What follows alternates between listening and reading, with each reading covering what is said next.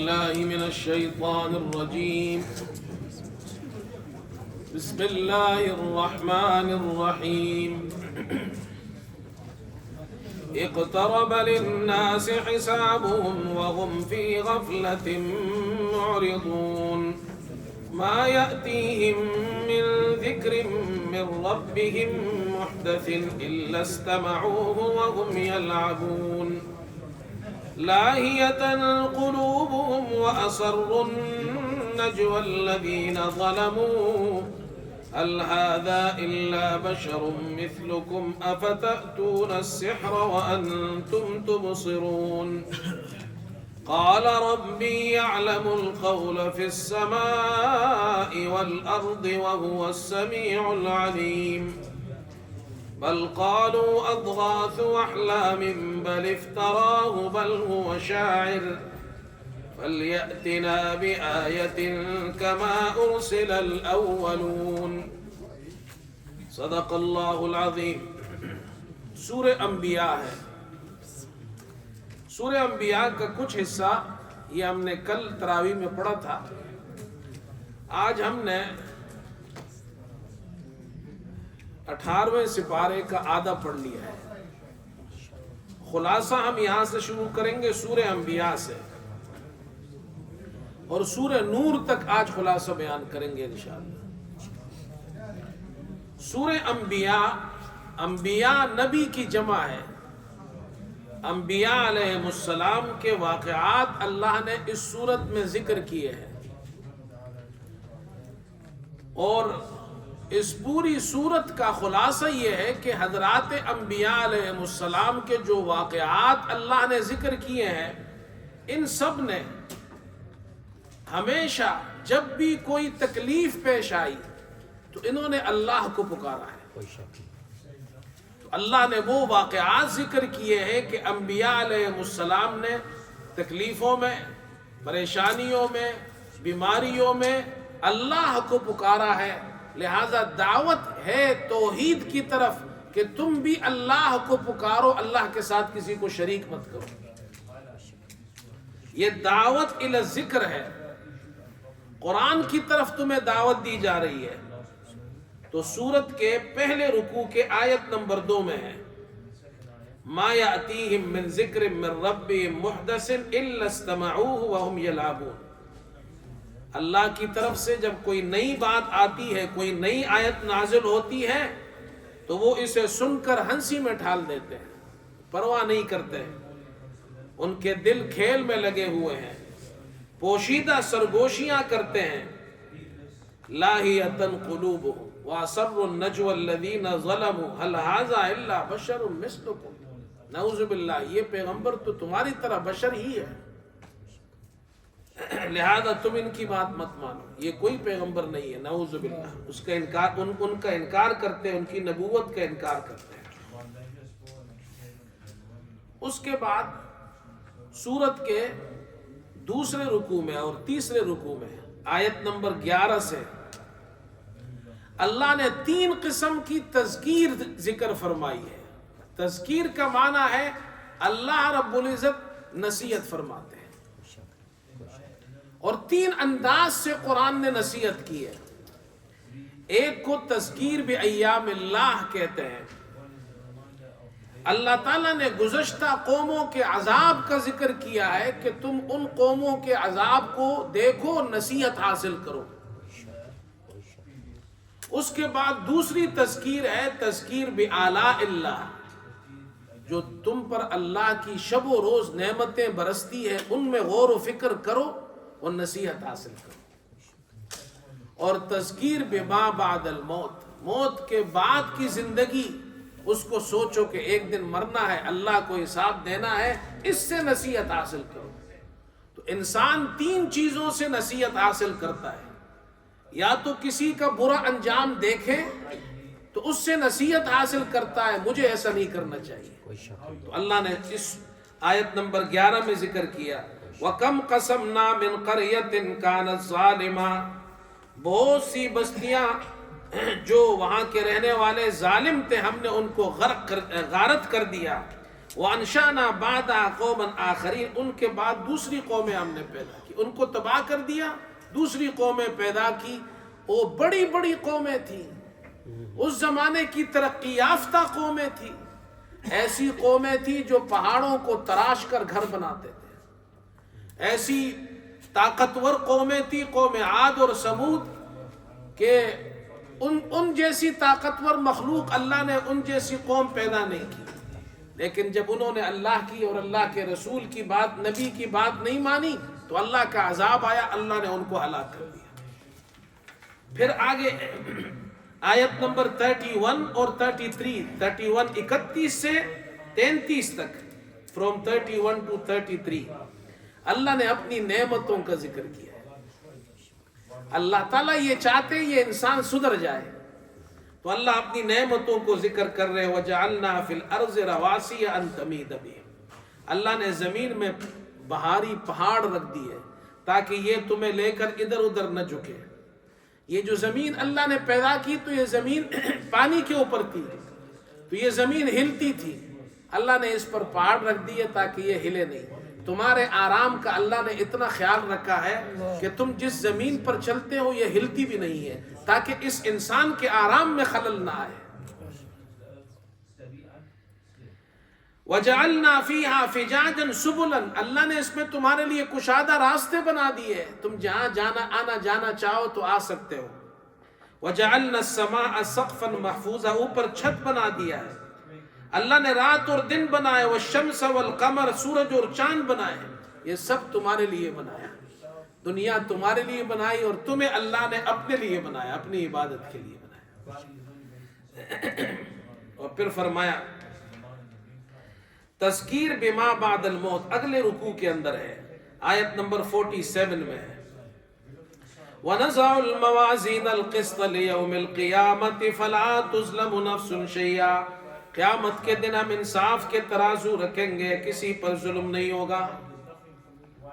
معنی یہ ہے تمہارے اعمال کو تولا جائے گا، یہ پہلے بھی ہم نے بیان کیا تھا، یہ ترازو ایک ہی ہوگا، لیکن اس کو جمع ذکر کیا ہے، انصاف کے ترازو موازین جمع پرولر لائے ہیں، یہ اس کی عظمت کی طرف اشارہ ہے۔ وہ ترازو کتنا بڑا ہوگا، اس کے ایک پلڑے میں اگر زمین اور جو کچھ زمین کے اندر ہے یہ سب کچھ اس میں رکھ دیا جائے تو وہ پلڑے میں آ سکتی ہے، یہ ساری چیزیں ہیں، اور سارے جتنے لوگ ہیں ان میں سے جو مشرک اور کافر ہوں گے ان کے اعمال کا وزن نہیں ہوگا، ان کے اعمال کو کیا کرنا ہے وزن کر کے، تو اس کی ضرورت نہیں ہے۔ فَلَا نُقِيمُ لَهُمْ يَوْمَ الْقِيَامَةِ وَزْنًا، ہاں جو مسلمان ہے، جو اللہ کو مانتے ہیں، اللہ کے وقت کے نبی پر ایمان لائے، ان کے اعمال کو تولا جائے گا، اچھے اعمال بھی برے اعمال بھی، نیکیاں زیادہ ہے تو کامیاب، برائی ہے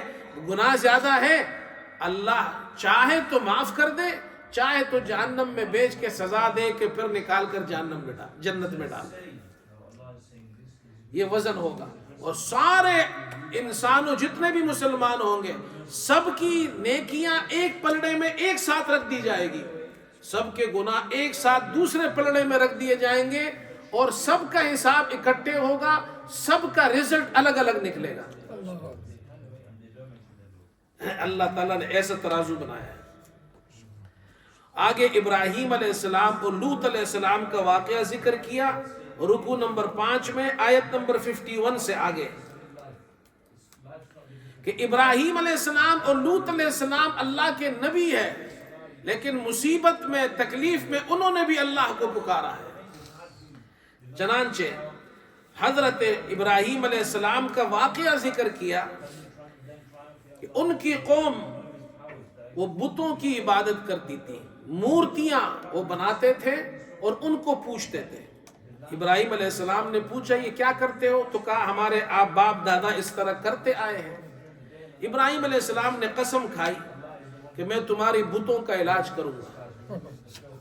یہ لوگ چلے گئے، ان کا ایک تہوار تھا، ایک خاص دن تھا، یہ شہر سے باہر چلے گئے، بت خانے میں بت خالی رہ گئے، تو حضرت ابراہیم علیہ السلام کلاڑا لے کر گئے، سارے بتوں کو جناب کیا ہے ان کا اچھا آپریشن کیا اور کلاڑا لے جا کر بڑے بت کے کندھے پہ رکھ دیا. واپس آئے, کہا یہ کس نے کیا ہے؟ سمعنا فتى يذكرهم يقال له ابراہیم, ہم نے سنا ایک نوجوان ہے جو ہمارے بتوں کو بہت کچھ کہتا ہے, اس کا نام ابراہیم ہے. کہا لے آؤ, فأتوا بی علی اعین الناس, لوگوں کے سامنے لے آؤ تاکہ لوگ بھی دیکھ لیں. اب وہ چاہتے ہیں لوگوں کے سامنے لاؤ, ہم سزا دیں, اور ابراہیم علیہ السلام یہ چاہتے ہیں کہ مجھے لوگوں کے سامنے لائے تاکہ میں توحید بیان کروں. یہ داعی کی نیت یہ ہوتی ہے, ایسا موقع ملے کہ میں سب کے سامنے اللہ کی توحید بیان کروں. تو انہوں نے کہا اے ابراہیم انت فعلت ھذا بآلہتنا یا ابراہیم, کہ تو نے کیا ہے ہمارے خداؤں کے ساتھ؟ حضرت ابراہیم علیہ السلام نے کہا بل فعلہ کبیرہم ھذا, تمہارے اس بڑے خدا نے کیا ہے. مطلب کیا ہے اس کا؟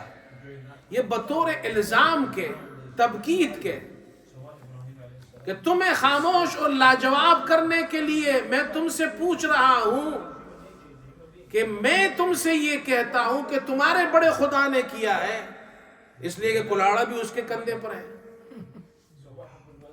تمہارے پاس کیا جواب ہے اس کا؟ تو انہوں نے کہا فرجعوا الی انفسہم فقالوا انکم انتم الظالمون ثم نکسوا علی رؤوسہم لقد علمت ما ہؤلاء ینطقون. اے ابراہیم آپ تو جانتے ہیں کہ یہ ہمارے بت باتیں نہیں کرتے. کہا تم ایسے بتوں کی عبادت کرتے ہو, نہ تمہیں نفع دے سکتا ہے نہ تمہیں ضرر دے سکتا ہے. اب ان کے پاس کوئی جواب نہیں تھا.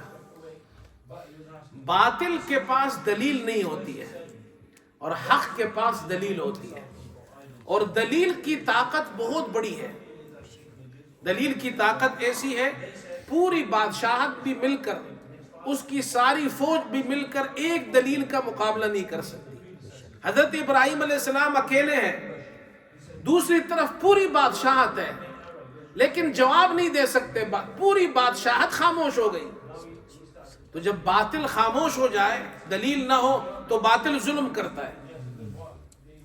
کہا حرقوہ وانصروا آلہتکم ان کنتم فاعلین, اس کو جلاؤ اگر تم اپنے معبودوں کی مدد کرو. عجیب ہے, تمہارے معبودوں کے ساتھ اس ابراہیم نے برا کیا ہے, لہذا تم اپنے معبودوں کی ہیلپ کرو. کیسا معبود ہے جو تمہارے ہیلپ کو ان کو ضرورت ہے؟ اللہ تعالیٰ فرماتے ہیں قلنا یا نار کونی بردا وسلاما علی ابراہیم, ہم نے کہا اے آگ ابراہیم پر ٹھنڈی ہو جا, سلامتی والی ہو جا. یہ تکلیفیں آئی ہمارے نبیوں پر, توحید کے لیے انہوں نے تکلیفیں برداشت کی. پھر آگے لوط علیہ السلام کا واقعہ ذکر کیا اسی صورت میں. اس کے بعد اگلے اسی رکوع میں, اور اگلے رکوع میں, رکوع نمبر 6 میں, مختلف انبیاء کے واقعات اللہ نے ذکر کیے.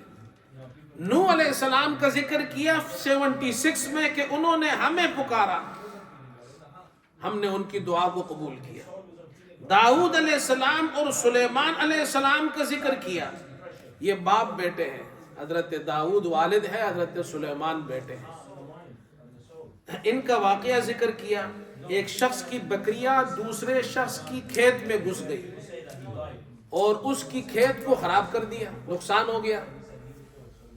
مقدمہ آیا حضرت داؤد کے پاس, انہوں نے کہا کتنا نقصان ہوا ہے؟ کہا اتنا نقصان ہوا ہے. مالیت بتائی تو اتنی ویلیو تھی جتنی کی بکریاں تھی. تو انہوں نے کہا ٹھیک ہے اپنی بکریاں اس کو دے دو, تم نے اتنا نقصان کیا ہے. وہاں سے یہ گزرے حضرت سلیمان علیہ السلام کے پاس, انہوں نے کہا کہ اگر میں تمہارا فیصلہ کروں. کہا جی کرو. کہا جس بکری والے نے بکریوں نے کھیت خراب کیا ہے, بکری والا اپنی بکریاں کھیت والے کو دے دے کہ وہ اس سے نفع اٹھائے بکریوں سے, اور اتنے دنوں میں یہ اس کا کھیت ٹھیک کر دے. جب کھیت ٹھیک ہو جائے اس کا کھیت واپس کر دے اور اپنا بکریاں واپس لے لے. یہ بھی جائز ہے, یہ مسئلہ بھی جائز ہے. چنانچہ حضرت داؤد علیہ السلام نے بھی اس کو پسند کیا. اللہ تعالیٰ نے یہ واقعہ ذکر کیا ہے. اور اس کے بعد پھر اللہ نے حضرت داؤد علیہ السلام اور سلیمان علیہ السلام کو جو اللہ تعالیٰ نے معجزات عطا کیے تھے وہ ذکر کیے. وَسَخَّرْنَا مَا دَاوُودَ الْجِبَالَ يُسَبِّحْنَ وَالطَّيْرَ. حضرت داؤد علیہ السلام جب اللہ کی تسبیح پڑھتے تھے تو ان کے ساتھ پہاڑ بھی مل کر تسبیح پڑھتے تھے, پرندے بھی ان کے ساتھ تسبیح پڑھتے تھے. اللہ اکبر. سلیمان علیہ السلام کے لیے اللہ نے ہوا کو مسخر کر دیا تھا. آیت نمبر 81 میں 81 میں بیان کیا. ان کا ایک تخت تھا, خود بھی بیٹھتے تھے, ان کا پورا سٹاف اس تخت پہ بیٹھتا تھا اور وہ تخت ہوا میں اڑتا تھا بغیر انجن کے, اللہ کے حکم سے. وَأَيُّوبَ إِذْ نَادَىٰ رَبَّهُ. حضرت ایوب علیہ السلام بیمار ہو گئے 83 میں, اولاد بھی ان کی فوت ہو گئی, مویشیاں بھی ختم ہو گئی, کھیت بھی ختم ہو گئے, مال بھی گیا, بیمار بھی ہو گئے, لیکن صبر کیا, اللہ کو پکارا. اور کیا دعا کی؟ رب انی وَأَيُّوبَ إِذْ نَادَىٰ رَبَّهُ أَنِّي مَسَّنِيَ الضُّرُّ وَأَنْتَ أَرْحَمُ الرَّاحِمِينَ. اللہ بیماری لگ گئی ہے, تکلیف ہو گئی ہے, تو ہی رحم کرنے والا ہے, سب سے زیادہ رحم کرنے والا ہے. اللہ فرماتے ہم نے حضرت ایوب کی دعا قبول کی, صحت بھی عطا کی, اولاد بھی عطا کی, مال بھی دیا, اور جتنا دیا اس کے بقدر اللہ نے اور بھی دیا اپنے فضل سے. اس لیے اللہ سے مانگو. پھر آگے فرمایا حضرت یونس علیہ السلام مچھلی کے پیٹ میں پہنچ گئے اور وہاں انہوں نے دعا کی. فنادا فی الظلمات لا الہ الا انت سبحانک انی کنت من الظالمین. 3 اندھیرے ہیں, رات کا اندھیرا, سمندر کا اندھیرا, مچھلی کے پیٹ کا اندھیرا. 3 اندھیروں میں اللہ نے حضرت یونس کی دعا کو قبول فرمایا اور نجات عطا فرمائی. اللہ سے مانگو. زکریا علیہ السلام کی اولاد نہیں ہے, بوڑھے ہو گئے, بیوی بانجھے گی, پہلے بھی سورہ مریم میں بھی پڑھا ہے. اللہ سے دعا کی رب لا تذرنی فردا وانت خیر الوارثین. اللہ فرماتے ہم نے دعا قبول کی, اولاد عطا فرمائی حضرت یحییٰ. یہ 3 دعائیں ہیں. بیماری ہو تو یہ دعا پڑھو رب انی مسنی الضر وانت ارحم الراحمین, اللہ بیماری سے بچائے.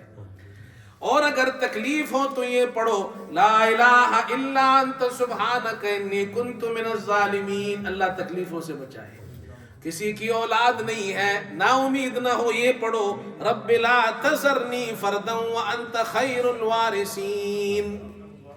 یہ اتنے اچھی دعائیں اللہ نے قرآن میں بیان کی ہے. اس سے اچھا وظیفہ کوئی ہو سکتا ہے؟ لیکن یہ وظیفے ہمارے لوگ نہیں پڑھتے. مسلمانوں کو یہ بتاؤ, کہتے ہیں مولوی صاحب کوئی تگڑا سا وظیفہ بتاؤ, تگڑا وظیفہ, تگڑا. پیروں نے, یہ جعلی پیروں نے, فراڈیوں نے ہمارے لوگوں کا ذہن خراب کر دیا ہے. وہ کہتے ہیں جی کوئی جلانے کے لیے بتیاں بھی تو دو, قبروں کے درمیان میں کوئی ڈالنے کے لیے کوئی چیز بھی تو دو, گھر میں کوئی جناب دھواں جلانے کے لیے بھی کوئی چیز ہونی چاہیے نا, پھر تگڑا وظیفہ ہوتا ہے. نبیوں نے یہ وظیفے نہیں کیے, دھویں والے, جلانے والے, انہوں نے تو یہ دعائیں مانگی ہے. یہ نبیوں کے وظیفے ہیں, مولویوں کے, پیروں کے وظیفے نہیں ہیں. اللہ ہمیں سمجھ نصیب فرمائے. پھر آگے فرمایا توحید پرست فاتح بن کر ملک میں پھرتے ہیں. اللہ اکبر. جو توحید ہوتے ہیں وہ آخر میں فتح ان کی ہوتی ہے. وَلَقَدْ كَتَبْنَا فِي الزَّبُورِ 105 میں وَلَقَدْ كَتَبْنَا فِي الزَّبُورِ مِن بَعْدِ الذِّكْرِ أَنَّ الْأَرْضَ يَرِثُهَا عِبَادِيَ الصَّالِحُونَ. زمین کے وارث ہمارے نیک بندے ہوں گے. تم نیک بن جاؤ, موحد بن جاؤ, اللہ سے ڈرو, مخلوق سے مت ڈرو. خدا تمہیں یہ دنیا کی حکومت بھی اللہ تمہیں عطا کرے گا. آج جو تم ذلیل ہو اس کی وجہ یہ ہے کہ تم خدا سے نہیں بندوں سے ڈرتے ہو. تمہارے اندر خدا کا خوف نہیں ہے.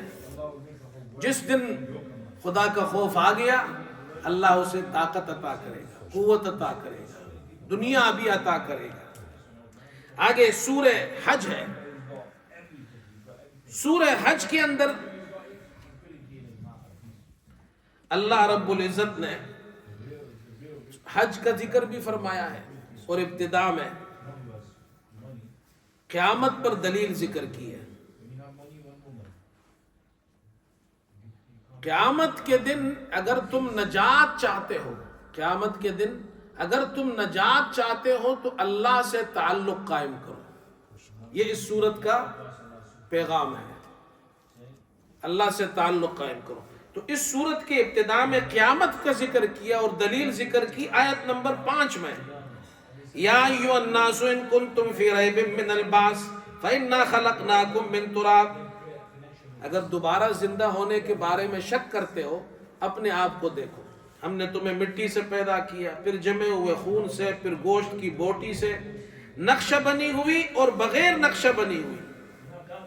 بعض اندر جو بچہ ہے ماں کے پیٹ میں وہ مکمل ہے اور بعض نامکمل ناقص ہے.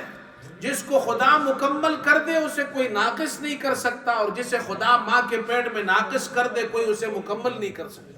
کر سکتا ہے؟ غور کرو اپنے اندر. اور پھر اللہ فرماتے ہیں وَنُقِرُّ فِي الْأَرْحَامِ مَا نَشَاءُ إِلَىٰ أَجَلٍ مُّسَمًّى ثُمَّ نُخْرِجُكُمْ طِفْلًا ثُمَّ لِتَبْلُغُوا أَشُدَّكُمْ وَمِنكُم مَّن يُتَوَفَّىٰ وَمِنكُم مَّن يُرَدُّ إِلَىٰ أَرْذَلِ الْعُمُرِ. پھر تم پیدا ہوتے ہو، جوان ہو جاتے ہو، پھر مر جاتے ہو. تم میں سے بعض بڑھاپے تک پہنچ جاتے ہیں. جو اللہ تمہیں پیدا کرنے پر قادر ہے، پہلی مرتبہ پیدا کرتا ہے، دوبارہ پیدا کرنے پر بھی وہی قادر ہے. پھر آگے زمین کا ذکر کیا. زمین سوکھی ہوئی تھی، اللہ نے پانی برسایا، تر و تازہ ہو گئی. اس میں ہر قسم کے خوشنما نباتات اگاتے ہیں. آیت نمبر 5 میں. تو زمین کے اندر جو خشک ہے، پانی اس میں گیا، اس میں سے فصل نکلی، اس میں سے درخت نکلے، باغات. جو اللہ یہ کرتا ہے وہ تمہیں دوبارہ بھی پیدا کر سکتا ہے. اگلے رکوع کے اندر آیت نمبر 11 to 13 11 سے 13 تک اللہ کی طرف سے امتحان آتا ہے. اللہ سے تعلق قائم کرنا، اللہ سے دوستی کرنا آسان نہیں ہے. اس پر امتحان آتا ہے، اور امتحان جب آتا ہے تو وہ اس امتحان میں اگر ناکام ہو گیا تو اللہ سے دوستی کا وہ اللہ سے دوستی نہیں کر سکتا. اللہ سے دوستی کے لیے تو امتحان دینا پڑتا ہے، اور وہ کیا ہے؟ دنیاوی فائدے کے لیے دیندار بن گیا، اور جہاں ذرا سی تکلیف آئی تو پھر جناب اللہ کو چھوڑ دیا. اللہ نے آیت نمبر 11 میں ذکر کیا وَمِنَ النَّاسِ مَن يَعْبُدُ اللَّهَ عَلَىٰ حَرْفَيْنِ أَصَابَهُ خَيْرٌ اطْمَأَنَّ بِهِ. کچھ لوگ اللہ کی بندگی کنارے پر کرتے ہیں، خیر پہنچ جائے اس کو تو پھر تو جناب وہ خوش ہوتا ہے اور اسی عبادت کرتا رہتا ہے. وَإِنْ أَصَابَتْهُ فِتْنَةٌ انْقَلَبَ عَلَىٰ وَجْهِهِ. اور اگر کوئی تکلیف اور امتحان آ جائے تو منہ کے بل پھر گیا، پھر چھوڑ دیتا ہے. ایسا نہیں. تکلیف میں بھی خدا کو ہی یاد کرو، راحت میں بھی خدا ہی کو یاد کرو. یہ تمہارا امتحان ہے، اللہ امتحان لیتے ہیں. اس کے بعد اگلا رکوع ہے. جو اللہ سے تعلق قائم اچھی طرح تعلق قائم کرتے ہیں ان کی جزا کیا ہے؟ آیت نمبر 23 میں ان اللہ یدخل الذین آمنوا وعملوا الصالحات. اللہ ان کو جنتوں میں داخل کرے گا. وہاں کیا ہوگا؟ یحلون فیہا من اساور من ذہب ولؤلؤا. سونے کے کنگن اور موتی پہنائے جائیں گے اور ریشم کا لباس پہنائے جائیں گے. دنیا میں مردوں کے لیے سونے کا زیور حرام ہے. مرد سونے کا زیور نہیں پہن سکتا. مرد کے لیے صرف انگوٹھی ہے، وہ بھی چاندی کی. سونے کی گھڑی، پیور سونے کی گھڑی نہیں پہن سکتا. سونے کا پیور قلم نہیں استعمال کر سکتا. سونے کا زیور یہ نہیں ہے. اور ریشم، پیور ریشم، سلک، پیور ریشم یہ مرد نہیں استعمال کر سکتا. یہ عورتوں کے لیے ہے. تو اللہ تعالیٰ قیامت کے دن جنت میں جنتیوں کو سونے کا زیور بھی پہنائے گا اور ریشم کا لباس بھی پہنائے گا. یہ اعزاز ہوگا اس کا. تم ہمارے دوست ہو، تم نے ہمارے لیے دنیا میں سونا اور ریشم چھوڑا تھا، آج ہم تمہیں ریشم بھی پہنائیں گے، زیور بھی پہنائیں گے. اور جنت کا سونا وہ پیور سونا ہوگا, اس میں ملاوٹ نہیں ہوگی. یہ 21 کیرٹ اور 24 کیرٹ اور پتہ نہیں کتنے کیرٹ, ہاں یہ چیزیں نہیں, وہ پیور سونا ہوگا. کیسا سونا ہوگا؟ جو اللہ کی طرف سے پہنایا جائے گا. اور یہاں پر پہننا منع ہے, وہاں پر اللہ پہنایا جائے گا, اللہ پہنائیں گے. اللہ اس لیے بھائی یہاں جو چیزیں منع ہے اس سے بچو. یہاں شراب منع ہے, اللہ قیامت کے دن جنت کے اندر ہر جنتی کے گھر میں شراب کی نہر بہائے گا, یہ منع ہے. آگے پھر تعلق باللہ کے لیے پھر آگے حضرت ابراہیم علیہ السلام کا واقعہ ذکر کیا. انہوں نے اللہ کے گھر کی تعمیر کی اور حج کے لیے اعلان کیا, لہٰذا تم اللہ کے گھر کے حج کرنے کے لیے آؤ. اللہ کے دوست بنتے ہو تو اللہ دوست تو وہ ہوتا ہے جو دوست کے گھر بھی جاتا ہے. اور تم کیسے اللہ کے دوست ہو؟ کہتے ہو اللہ سے دوستی کرنی ہے اور حج کرنے جاتے نہیں ہو. آج کل کے لبرلز کہتے ہیں کہ جی حج پہ پیسہ مت خرچ کرو, غریبوں کو دو. وہی لبرلز گاڑی ہر سال نئی بدلواتے ہیں, ادھر غریب نظر نہیں آتا. موبائل 1000 پاؤنڈ سے لے کر 1500 پاؤنڈ تک ہر سال بدلواتے ہیں, غریب نظر نہیں آتا. ٹھیک ہے, دنیا جہاں کے کپڑے وہ خریدتے ہیں ہزاروں پاؤنڈ کے, وہاں غریب نظر نہیں آتا. لیکن کوئی عمرہ کرنے جائے, حج کرنا جائے تو وہاں غریب. اور یاد رکھو, جو عمرہ کرتے ہیں, حج کرتے ہیں, یہی لوگ غریبوں کی مدد کرتے ہیں. جو نہیں کرتے ہیں وہ غریبوں کی مدد بھی نہیں کرتے ہیں, زبانی جمع خرچ کرتے ہیں. اللہ تو کہہ رہے ہیں تم میرے دوست ہو تو میرے گھر آؤ. کہتے قربانیاں ملینز قربانی ہوتی ہے وہاں, یہ پیسہ غریبوں کو دو. اللہ کہتے تم میرے دوست ہو, میرے گھر آؤ, حج کرو اور قربانی دو. یہ اس رکوع میں اللہ نے یہ ذکر کیا. کہتے ابراہیم علیہ السلام نے جب اللہ کا گھر بنایا, وَأَذِّن فِي النَّاسِ بِالْحَجِّ 27 میں, یہ وقت نہیں ہے ورنہ میں آپ کو یہ پورا رکوع بیان کروں, پھر آگے رہ جائے گا, اس لیے ایک آیت بیان کرتا ہوں. وَأَذِّن فِي النَّاسِ بِالْحَجِّ يَأْتُوكَ رِجَالًا, اے ابراہیم اعلان کر دیجئے, حج کا اعلان کیجئے, لوگ آئیں گے, پیدل بھی آئیں گے, پیدل حج کرنے والے, اور ایسے بھی ہوں گے دبلے اونٹوں پر, دور دراز راستوں سے آئیں گے. اتنا سفر کریں گے اونٹ بھی دبلے ہو جائیں گے, پیدل بھی سفر کریں گے. آپ حج کا اعلان کریں. تو ابراہیم علیہ السلام نے کہا اللہ میں اعلان کروں گا, آواز کہاں تک جائے گی میری آواز؟ اللہ تعالیٰ نے فرمایا اے ابراہیم آواز لگانا, صدا لگانا آپ کا کام ہے, اور آپ کی آواز لوگوں تک پہنچانا ہمارا کام ہے. حضرت ابراہیم علیہ السلام نے آواز لگائی, اے انسانو اللہ کا گھر مکمل ہو گیا ہے, تم اللہ کے گھر کی طواف کرنے اور حج کرنے آؤ. جتنے زندہ لوگ تھے اللہ نے سب تک حضرت ابراہیم کی آواز پہنچائی, اور جتنے ابھی پیدا نہیں ہوئے تھے ان کی روحوں تک بھی پہنچائی. جنہوں نے جواب میں لبیک کہا اللہ نے ان کے لیے حج لکھ دیا. ایک مرتبہ لبیک کہا تو 1 لکھ دیا, 10 مرتبہ کہا تو 10 لکھ دیا. چاہے وہ امیر ہو چاہے وہ غریب ہو, اللہ نے اگر اس کے لیے لکھ دیا ہے تو وہ حج کرے گا. اللہ ہمیں بھی بار بار لے جائے. اب اللہ نے اپنے گھر کو ذکر کیا, پھر فرمایا ہمارے دوست آئے. ہمارے دوست پہلے فرمائے نا, ہم ان کو جنت میں سونے کا کنگن پہنائیں گے, ریشم پہنائیں گے. ہمارے دوست کون ہیں جو ہمارے گھر حج کے لیے آتے ہیں؟ اب اگلا رکوع ہے وَلِكُلِّ أُمَّةٍ جَعَلْنَا مَنْسَكًا لِيَذْكُرُوا اسْمَ اللَّهِ عَلَىٰ مَا رَزَقَهُم مِّن بَهِيمَةِ الْأَنْعَامِ. حاجی صاحب 10 ذوالحجہ آ گئی, عرفات سے واپسی ہو گئی, اب تم منی میں پہنچو, ہمارے دوست بننے آئے ہو, ہمارے لیے ایک جانور کو ذبح کرو. دنیا کے اور مسلمانوں سے کہا تم بھی کرو. قاری طیب صاحب رحمۃ اللہ علیہ نے اس پر ایک عجیب تقریر فرمائی ہے, اس کا وقت تو نہیں ہے مگر اس کا آخری پوائنٹ یہ ہے کہ تم نے حج میں سب کچھ چھوڑ دیا نا, کپڑے بھی چھوڑ دیے, احرام پہن لیا, گھر بھی چھوڑ دیا, مکہ گئے, عرفات گئے, عرفات سے مزدلفہ گئے, مزدلفہ اوپر آسمان نیچے زمین, کوئی خیمہ بھی نہیں ہے. سب کچھ تم نے میرے لیے چھوڑ دیا، میری دوستی میں چھوڑ دیا، صبح اب منا میں پہنچے ہو، تمہارے پاس تمہاری جان رہ گئی ہے، یہ جان مجھے دے دو۔ اللہ تعالیٰ فرماتے ہیں یہ جان مجھے دے دو، لیکن یہ امتحان تھا، ایک جانور میرے نام پر ذبح کرو، یہ ایسا ہے جیسے تم نے اپنی جان مجھے دے دی۔ یہ قربانی ایسی چیز ہے، یہ تو دوستی ہے اللہ سے، اللہ سے دوستی ایسی بنتی ہے۔ پھر آگے فرمایا ہاں جو اللہ کے دوست ہے وہ امن والے لوگ ہیں۔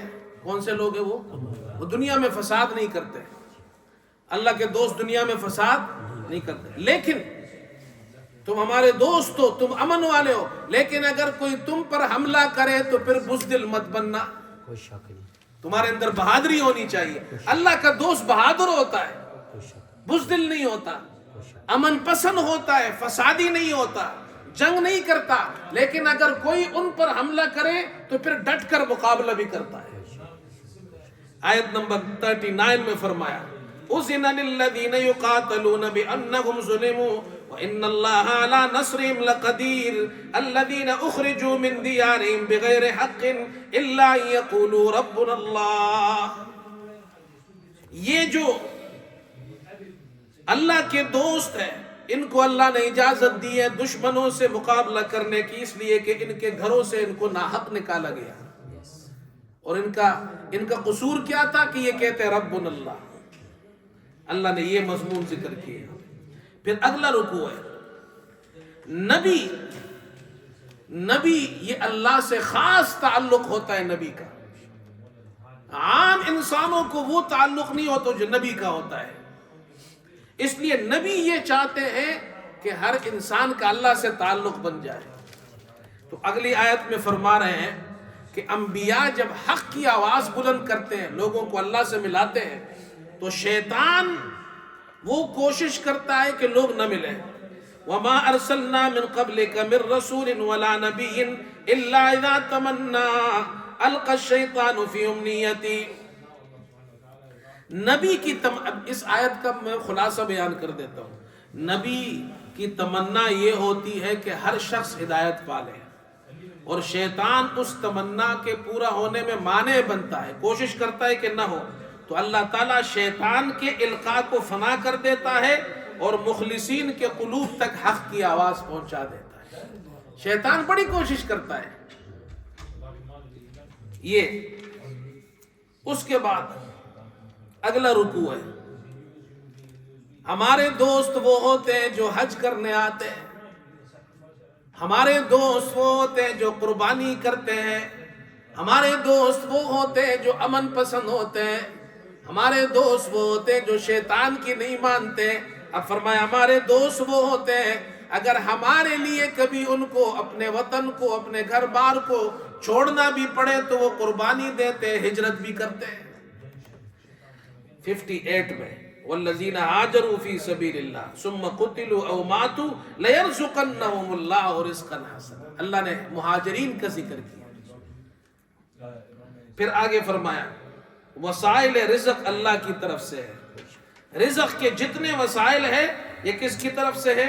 اللہ کی طرف سے۔ 8واں رکوع 65 میں الم تر ان اللہ سخر لکم ما فی الارض والفلک، وسائل رزق یہ سب اللہ کی طرف سے۔ جب تم ہمارے دوست بن گئے اب فکر مت کرو، تمہاری معیشت کو میں مضبوط کروں گا۔ آگے فرمایا جو ہمارا دوست نہیں بنا، جو ہمارا دوست نہیں بنا وہ یہ نہ سمجھے کہ کامیاب ہے، اللہ ڈیل دیتا ہے۔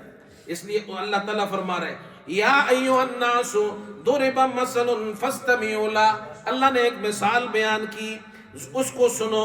ان الذین تدعون من دون اللہ، جو اللہ کے سوا اوروں کو پکارتے ہیں، لن یخلقوا ذبابا، مکھی بھی نہیں بنا سکتے اگر وہ سب جمع ہو جائے۔ وَإِن يَسْلُبْهُمُ الذُّبَابُ شَيْئًا لَا يَسْتَنقِذُوهُ مِنْهُ، اگر مکھی ان سے کوئی چیز چھین لے تو چھڑا بھی نہیں سکتے۔ عابد بھی اور معبود بھی دونوں کمزور ہے۔ ضعف الطالب والمطلوب، یہ کمزور ہے، جو ہمارے دوست نہیں، یہ کمزور ہے۔ ہاں ہم نے مہلت دی ہے ان کو۔ اللہ اکبر، یہ سورت ختم ہو گئی۔ اگلی صورت ہے یہ سورہ مومنون، اس کا خلاصہ بھی بیان کرتا ہوں. یہ بھی وہی ہے، اللہ کے دوستوں کا ذکر اس صورت میں بھی ہو رہا ہے کہ اللہ سے جنہوں نے تعلق قائم کیا ان کی اوصاف کیا ہے. سوال یہ پیدا ہوا کہ جو اللہ کے دوست ہیں ان کے اندر کیا صفات ہیں، ان کی کوالٹیز کیا ہے، کیسے پہچانیں گے. اللہ نے سورت کے شروع میں فرمایا قد افلح المؤمنون، ایمان والے کامیاب ہو گئے، الذین هم فی صلاتہم خاشعون، نماز میں عاجزی کرتے ہیں. نماز پڑھتے ہیں تو عاجزی کرتے ہیں، سکون کے ساتھ نماز پڑھتے ہیں. نماز میں ہلتے نہیں ہیں کہ سر کو جا رہے ہیں، کبھی آگے ہو رہے ہیں، کبھی پیچھے ہو رہے ہیں، کبھی پینٹ اوپر کھینچ رہے ہیں. یہ چیزیں نہیں کرتے، نماز میں عاجزی کرتے ہیں. والذین هم عن اللغو معرضون، بیہودہ باتوں سے اعراض کرتے ہیں، گالیاں نہیں دیتے ہیں، فضول بکواس نہیں کرتے، یہ ساری چیزیں نہیں کرتے.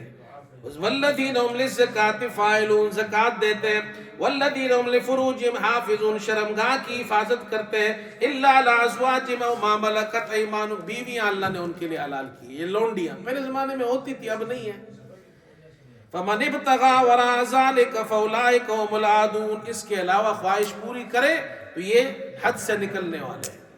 والذین هم لاماناتہم وعہدہم راعون، امانتوں کا، وعدوں کا خیال کرتے ہیں، امانت میں خیانت نہیں کرتے، وعدہ خلاف ورزی نہیں کرتے، یہ ہمارے دوست ہیں. والذین هم علی صلواتہم یحافظون، نماز کی محافظت کرتے ہیں، نماز کی حفاظت کرتے ہیں. اولئک هم الوارثون، یہی وارث ہیں، الذین یرثون الفردوس، جنت الفردوس کے وارث ہوں گے.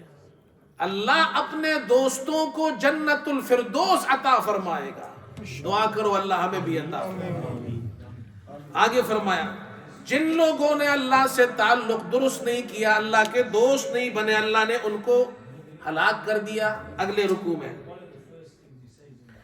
اور آیت نمبر 23 سے یہ شروع ہو رہا ہے اور آگے اس رکوع کے اندر اللہ نے اس کو ذکر کیا ہے. نوح علیہ السلام کا ذکر کیا، ان کی قوم نے نوح علیہ السلام پر ایمان نہیں لائی، اللہ سے تعلق قائم نہیں کیا، اللہ نے ہلاک کر دیا. یہ واقعہ پہلے ہی پڑھ چکے ہیں. پھر آگے اگلا رکوع ہے، جن لوگوں نے اللہ سے تعلق قائم نہیں کیا وہ رسوا ہو گئے. قال رب انصرنی بما کذبون قال اما قلیل لیصبحن نادمین. 40 کے اندر اور 41 کے اندر یہ بیان کیا. آگے انبیاء علیہ السلام کا ذکر اللہ تعالیٰ فرما رہے ہیں. 3 چیزیں انبیاء علیہ السلام کے اندر ہوتی ہے، یہ اللہ کے دوست ہوتے ہیں. لہذا تم بھی انبیاء علیہ السلام سے یہ 3 باتیں سیکھو. نمبر 1، انبیاء علیہ السلام پاک اور حلال چیز کھاتے، حرام نہیں کھاتے. نمبر 2، انبیاء علیہ السلام نیک عمل کرتے ہیں. نمبر 3، انبیاء کا تعلق اللہ سے مضبوط ہوتا ہے. یہ آیت نمبر 51 میں 52 میں یا ایھا الرسل کلوا من الطیبات واعملوا صالحا انی بما تعملون علیم. اے رسولو پاک صاف چیزیں کھاؤ اور نیک عمل کرو، میں تمہارے ہر عمل کو جو تم کرتے ہو جانتا ہوں. وَإِنَّ هَذِهِ أُمَّتُكُمْ أُمَّةً وَاحِدَةً، بے شک آپ کی یہ جماعت ایک ہی جماعت ہے. وَأَنَا رَبُّكُمْ فَاتَّقُونِ، میں ہی تمہارا رب ہوں، مجھ سے ڈرو، مجھ سے تعلق قائم کرو. یہ 3 چیزیں. اللہ سے تعلق کیسے قائم ہوگا؟ پیٹ میں حلال چیز جائے گی تو اللہ کی دوستی بنے گی. حرام پیٹ کے ساتھ کوئی خدا کا دوست نہیں بن سکتا. یہ سمجھنا چاہیے، حرام پیٹ کے ساتھ کوئی خدا کا دوست نہیں بن سکتا. یہ پہلی بات کی، حلال پاک چیزیں کھاؤ، حرام کے ساتھ تم خدا کے دوست نہیں بن سکتے. اگلا پھر اب تذکیر بھی اعلیٰ اللہ، اللہ اپنی نعمتوں کو ذکر کر رہے ہیں. وَهُوَ الَّذِي أَنشَأَ لَكُمُ السَّمْعَ وَالْأَبْصَارَ وَالْأَفْئِدَةَ 78 میں 79 میں 80 میں اللہ نے تمہیں کان دیے، آنکھیں دی، دل دی، تم پھر بھی شکر نہیں ادا کرتے. یہ کتنی بڑی نعمت ہے، ہم سنتے ہیں کتنی بڑی نعمتیں ہم دیکھتے ہیں. یہ دل اللہ کی نعمت. ہمارے ایک دوست تھے پاکستان میں, ان کا ایکسیڈنٹ ہوا, تو سر کا ایکسیڈنٹ ہوا اور بڑا آپریشن ہوا, اور یہ پوری کوپڑی جو سر ہے اس کو کھولا گیا, پوری کوپڑی کو, اور پھر اس کو جوڑا گیا. اللہ نے بچا لیا. وہ کہتے ہیں میں بچ تو گیا ہوں لیکن میری زبان کا ٹیسٹ ختم ہو گیا ہے. مجھے آپ بریانی کھلاؤ بہترین, یا سادہ چاول کھلاؤ, یا مجھے نہاری کھلاؤ, یا مجھے دال کھلاؤ, میرے لیے سب ایک جیسے ہیں. وہ ٹیسٹ ختم ہو گیا. یہ کتنا بڑا خزانہ اللہ نے یہاں رکھا ہے. مزے لے کر ہم چیزیں کھاتے ہیں. کبھی اللہ کا شکر ادا کرنا, کبھی نہیں, ہمیشہ کرنا چاہیے. اسی لیے کھانے کے بعد دعا پڑھتے ہیں الحمدللہ الذی اطعمنا وسقانا وجعلنا مسلمین. اللہ تیرا شکر ہے جس نے تو نے ہمیں کھلایا پلایا اور مسلمان بنایا. یہ مسلمان بنایا مطلب یہ کھانا بھی تیری نعمت ہے, پانی بھی تیری نعمت ہے, اور اسلام بھی تیری نعمت ہے. پھر آگے اگلا رکوع ہے, اور اس کے اندر فرمایا جو اللہ سے تعلق نہیں قائم کیا تو قیامت کے اندر پھر وہ ناکام ہو جائیں گے. اللہ نے ان کا ذکر کیا. اللہ اکبر. یہ پورے رکوع کے اندر ان کا ذکر کیا ہے. حتی اذا جاء احدهم الموت قال رب ارجعون. جب موت کا وقت آتا ہے تو وہ کہتے ہیں اللہ مجھے پھر بھیج دے دنیا میں تاکہ میں نیک عمل کروں. اللہ فرمائیں گے ایسا نہیں ہو سکتا. اور جب فَإِذَا نُفِخَ فِي الصُّورِ فَلَا أَنْسَابَ بَيْنَهُمْ يَوْمَئِذٍ وَلَا يَتَسَاءَلُونَ 101 میں. فَإِذَا نُفِخَ فِي الصُّورِ, جب سور پھونکا جائے گا تو قیامت کے دن کوئی رشتہ داریاں باقی نہیں رہیں گی, نہ کوئی کسی سے کچھ پوچھے گا. رشتہ داریاں تعلق ختم ہو جائیں گے. رسول اللہ صلی اللہ علیہ وسلم نے فرمایا کہ قیامت کے دن سب کی رشتہ داریاں ختم ہو جائے گی سوائے میری رشتہ داری وہ ختم نہیں ہوگی. اس لیے حضرت عمر رضی اللہ عنہ نے حضرت علی رضی اللہ عنہ کی بیٹی سے شادی کی, اور فرمایا میں اس لیے شادی کر رہا ہوں کہ میں نے اللہ کے پاک پیغمبر سے سنا ہے کہ قیامت کے دن سب رشتے ختم ہو جائیں گے لیکن میرے رشتہ ختم نہیں ہوگا. میں اس لیے کر رہا ہوں کہ پیغمبر کے رشتہ داری میں آ جاؤں تو میرا رشتہ بھی قیامت کے دن اللہ کے رسول سے باقی رہے. اللہ ہمیں عمل کی توفیق عطا فرمائے. اللهم انا نسألك الهدى والتقى والعفاف نسألك من خير ما سألك منه نبيك محمد صلى الله عليه وسلم ونعوذ بك من شر ما استعاذك منه نبيك محمد صلى الله عليه وسلم وأنت المستعان وعليك البلاغ ولا حول ولا قوة إلا بالله العلي العظيم وصلى الله عليه وسلم.